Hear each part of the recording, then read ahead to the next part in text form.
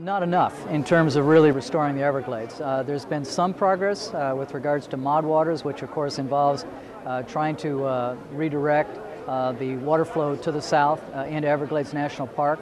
There's been some improvement in terms of adaptive protocol for Lake Okeechobee with regards to trying to manage the lake as a living ecosystem instead of as a reservoir for agricultural runoff, which causes a lot of problems because of the nitrogen and phosphorus that's in that runoff that then gets directed downstream either via the Caloosahatchee River to the west coast or the St. Lucie River on the east coast. That affects the coastal estuaries. Too much nutrients, you get algae blooms, fish kills, red tide.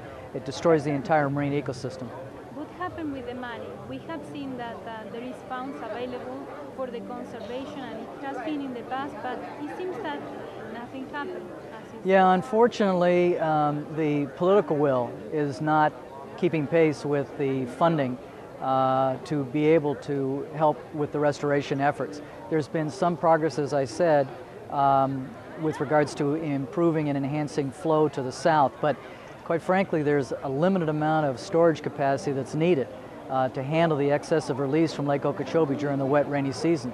Up to 1 million acre-feet of water, which we require about another 200,000 acres that needs to be acquired south of Lake Okeechobee in order to store that water to avoid the adverse impacts that is currently causing to the coastal estuaries on the east and west coast of South Florida.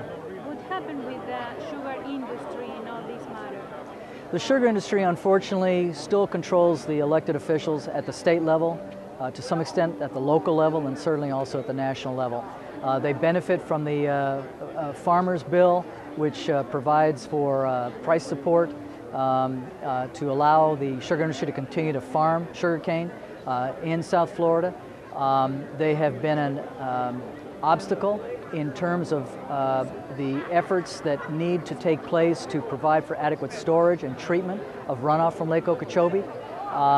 They've really been an adversary in every sense of the word from the standpoint of not willing to cooperate in terms of providing for a sustainable system that allows for a viable agricultural industry that would include sugarcane production, but also a viable and healthy ecosystem.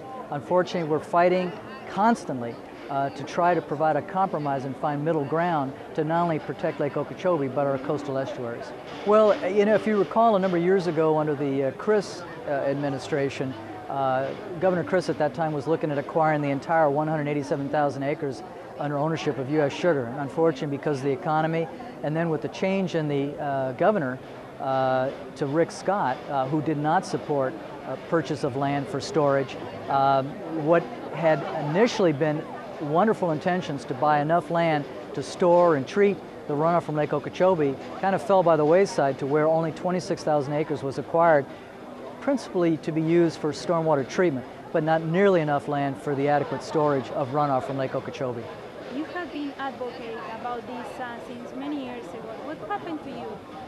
Well, unfortunately, after 24 years of serving as the county commissioner in Lee County, special interests finally caught up with me. I've been fighting special interests for over several decades now, particularly fighting the sugar industry because of the devastating impacts that they create in our coastal back bays and estuaries. And the sugar industry, the fertilizer industry, a number of other special interest groups contributed over $750,000 to my opponent's campaign, and they eventually got me and they unseated me. So now I'm trying to work full-time instead of just part-time as a county commissioner with all my other responsibilities to continue the fight against the sugar industry and to try to restore and protect our precious coastal resources. Will you support the billboards that they want to put to fundraise some money? You know, I have been seeing those billboards primarily in the north of Gainesville area, and they are very effective. I think they really pop out at you to warn and to inform and to spark the interest in motorists driving along I-75 that the question is, why does Florida government allow for the destruction of our waterways? Why don't they protect our waterways? And so it's getting people thinking in terms of why doesn't Florida government really get serious about protecting our waterways? Well, a lot of it has to do with the fact that special interests, including the sugar industry, control our state government and the governor. So we're not getting accountability as we should for proper representation and protection of our resources. there is an effort where they would like to privatize the water resources in the state of Florida. I'm absolutely opposed to that. The water resources in the state of Florida should remain in the public's interest and public domain, because clearly the private interests have other ulterior motives for controlling the water supply, profit motive primarily, and not with the best interest of managing our critical water resources. Do you want to add something more? Only in that I'm going to be talking tomorrow about the numeric nutrient rulemaking by the Environmental Protection Agency and the Florida Department of Environmental Protection.